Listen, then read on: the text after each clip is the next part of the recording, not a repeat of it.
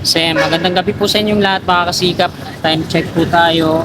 Alas 6:30 na po ng gabi at nandito tayo ngayon sa may SM North EDSA upang magbahagi sa inyo ng panibagong update dito po sa MRT7 Elevated Turnback Guideway. Sinimulan ko to, walang naniniwala sa paligid ko.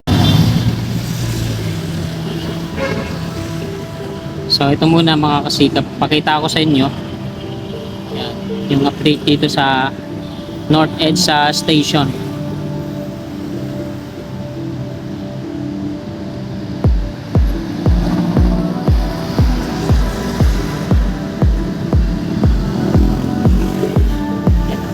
Bali, isa, dalawa, tatlo. Ika-apat na palapag yung mismong platform na, no?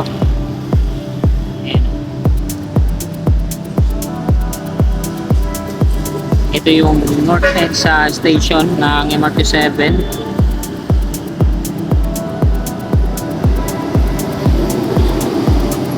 Ito yung viaduct niya. Meron ng relays, ano?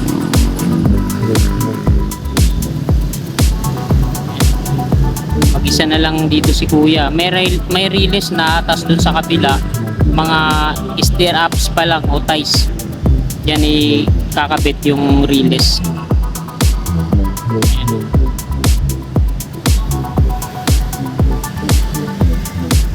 Ayan. Yan sa may Unified Grand Central Common Station. Ayan pala yung mga ano yun, mga precast na parapet wall. Tapos dito yung vertical clearance nyo. Dito sa may MRT 3. Yan, napakababa. Ayan o. Yung poste ng kable ng kuryente na nagpapatakbo sa tren. O. Hanggang dyan. Lagpas pa siya sa may steel box girders. Ito yung viaduct ng MRT 3. Turnback Guideway. Tapos ito naman yung viaduct ng LRT1. Pinakalawang na no? Bago mapagana to, puro kalawang na. Patungo yan dito sa magiging dulong istasyon ng LRT1. Ito yung Unified Grand Central. Ayan, ayan dyan na, takpan na. Kasi yung turnback guideway niya nandun sa likod.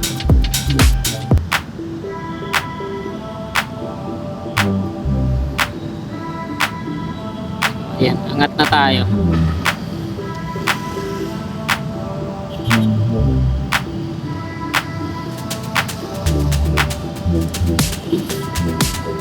Dahil gabi na mga kasikap, ito.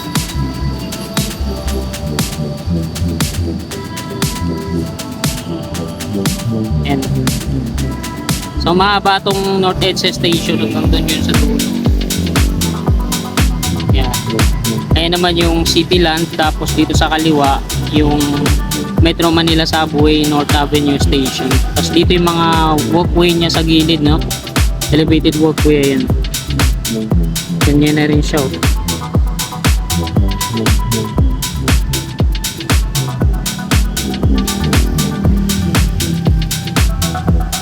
Ayan, landmark Trinoma po yan dyan. Ayun yung turnback guideway ng LRT1. Ayan yung North Avenue Station, MRT3.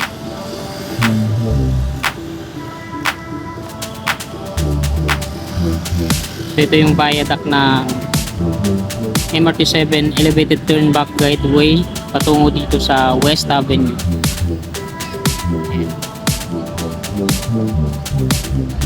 Mahaba yan. Kompleto na yung viaduct niya hanggang dun sa may Examiner Street.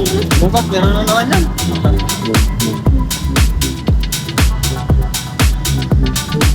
Hanggang dun na yun sa may Examiner Street at mayroon na rin siyang mga relays sa ito. Ayan, talagang sure na yan, na-release na yan, ano? Tsaka sa kaliwa, mga stirrups pa lang. Tapos ayan, may mga parapet wall na, tapos mayroon pang mga bakal na pinatong.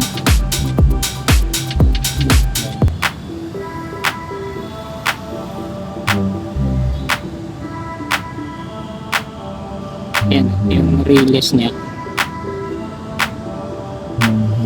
Tapos ito naman yung EDSA sa kabila papuntang MOA. Ito naman yung northbound papuntang Monumento. Ayan yung concourse mula dito sa kanan, garden, patungo dito sa Emerson Building. Ayan naman yung pinakadulo ngayon na estasyon LRT1 sa may sa may ayan sa dulo yung FPJ station. So dito yan yung dulo sa may harap ng SM Annex.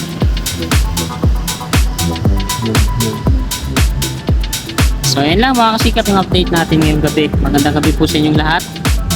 God bless. Wala